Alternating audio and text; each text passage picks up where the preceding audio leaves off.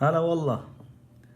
Hi, everyone. I'm sure many of you are Batman fans, and especially those who have been following Batman for a very long time would know that this year, 2019, happens to be the 80th anniversary of The Dark Knight. And Dark Knight happens to be my most favorite DC character. After him, prefer Superman and Justice League of America. But there is something unique about the Dark Knight. I can't explain much, whether it's his attire, his style, the voice that we heard thanks to Kevin Conroy. It's a whole lot of things. And in that respect, I mean, I am fortunate enough to have some really awesome collectibles that have historical significance. And it's just, knowing that this is the 80th year since The Dark Knight was created by Bill Finger and Bob Kane. He is the best detective since Sherlock Holmes. The best detective and a superhero who doesn't have any superpowers, created during the golden age of comics and all. So I won't take much of your time now, and I would like to just show you guys some of the cool stuff that I got over the years, and the more recently from Warner Brothers World in Abu Dhabi. It was a gift that really complements my black and white collection. So anyhow, let's start with my earliest collectible. Sorry. So this here is Batmobile 2000. This was designed by Jim Lee, and if any of you have read Batman Hush storyline, this Batmobile makes an appearance there. I am a die-hard fan of Batmobile because for some reason we those of us who grew up in the 80s were very much accustomed to seeing their heroes having cool cars. And in the 80s and late 70s, it was quite common to find our heroes on TV having some awesome cars. Let me give you some reference, like Magnum PI's Ferrari, Michael Knight's Kit, and Starsky and Hutch Striped Tomato. Of course, there were what started it all was Dukes of Hazzard's General Lee, which was the 1969 Dodge Challenger, I think, or Dodge Charger, if I remember correctly. So, but this Batmobile was something that I really wanted to have because uh, this was so perfect in my opinion. I mean, not to say that other Batmobiles, especially the 1966 ones, aren't that good. It just, I really found this quite perfect for me, and it's only sad to see that DC Collectibles did not launch to date uh, a scale that would fit 6-inch action figures into this Batmobile. So, as you can see,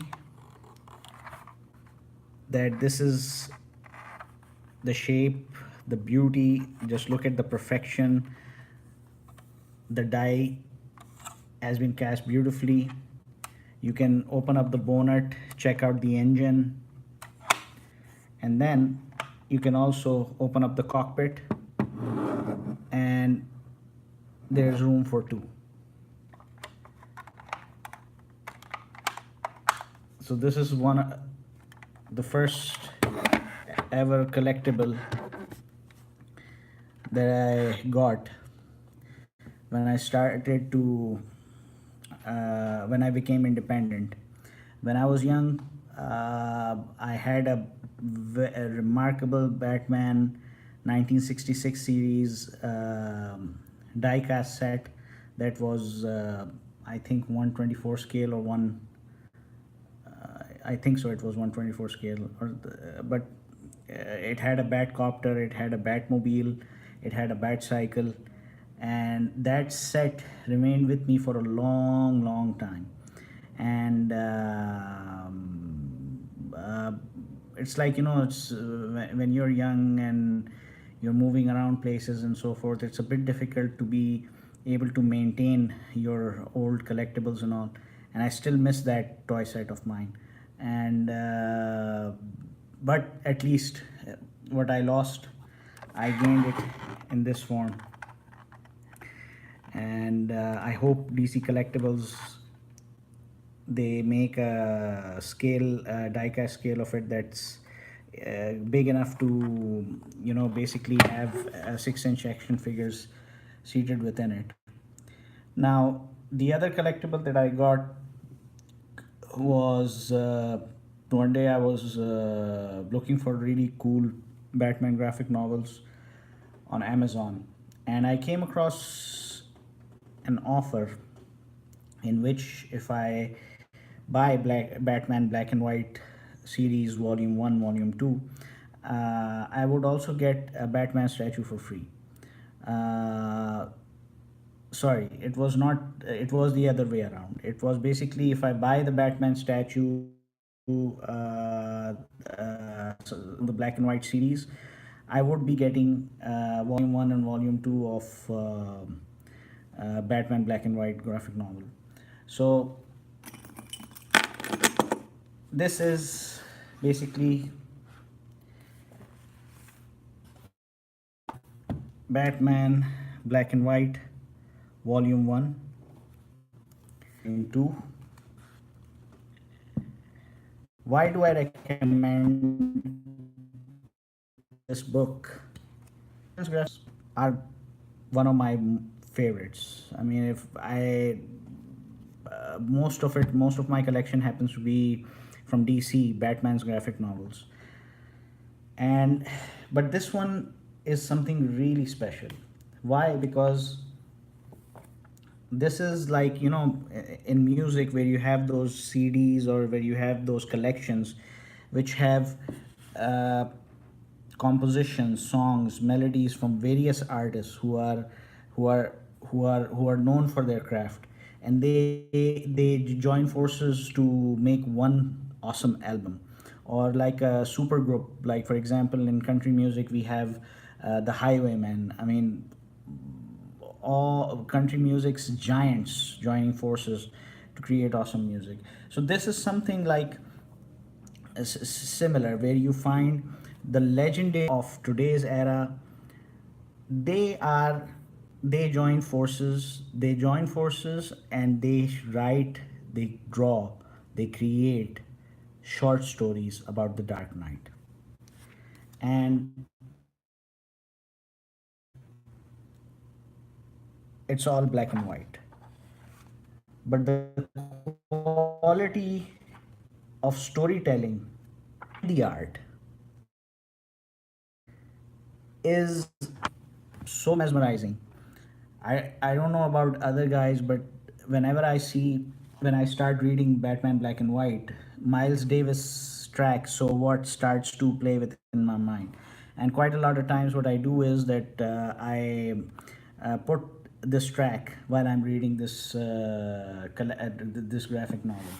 So this, what I was showing you was Volume 1. This is Volume 2, and it even has artists like Jim Lee and Alex Ross and Walt Simonson, the writers Dennis O'Neil, Joe Kubert. I think Joe Kubert is there. Joe Kubert is an artist. You even have Klaus Janson, Neil Adams as artists, and I mean, the list goes on and on. Frank Miller is there as well. Yeah, Joe Kubert is there. Dennis O'Neil is there.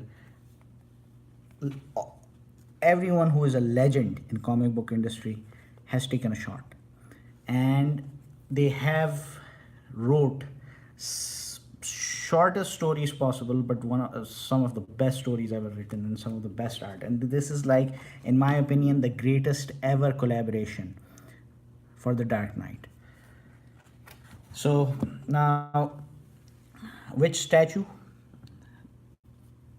This is a porcelain statue from the Black and White series. It is based on the design of famous comic book artist Brian Boland, and it is a limited edition item. Only 6,500 pieces were produced. So as you can see, the beauty.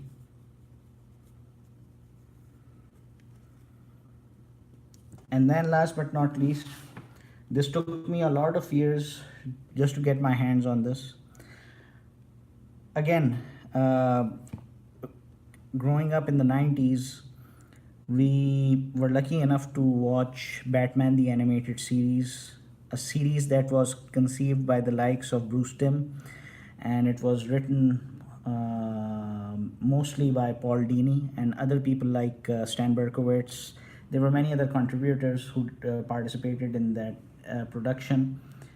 Now, Paul Dini is an awesome writer. Paul Dini is someone who even wrote the storyline for Batman Arkham Asylum and Batman Arkham City video games. So you guys, if you haven't watched Batman the Animated Series, then you can realize that what kind of an awesome writer Paul Dini is. And then comes Alex Ross. Now, Alex Ross is quite known in today's world, younger comic book generation, because of his painted art form. And this is their collaboration called Batman War on Crime. It's another short story, but beautifully illustrated.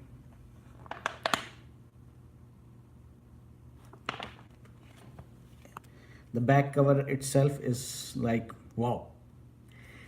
And sometimes, I feel like just not reading it, just watching those beautiful pictures. Like, take this one as an example.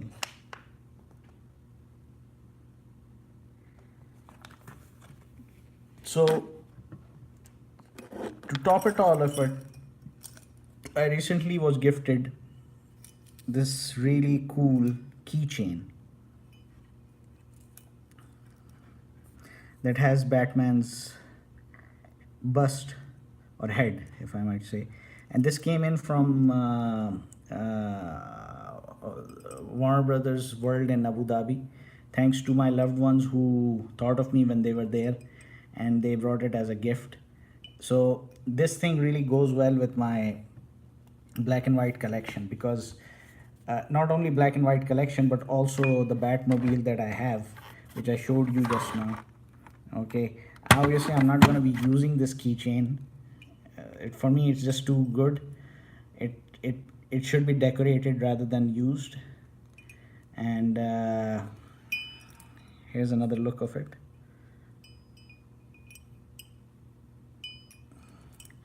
So there you have it, my collection for Batman, celebrating 80 years of the Dark Knight. And I hope you guys really liked my collection and this video. Do like it, do subscribe to my channel, and share it with your friends. And I hope you guys leave some good positive comments in the post. That means a lot, and I look forward to hearing from all of you.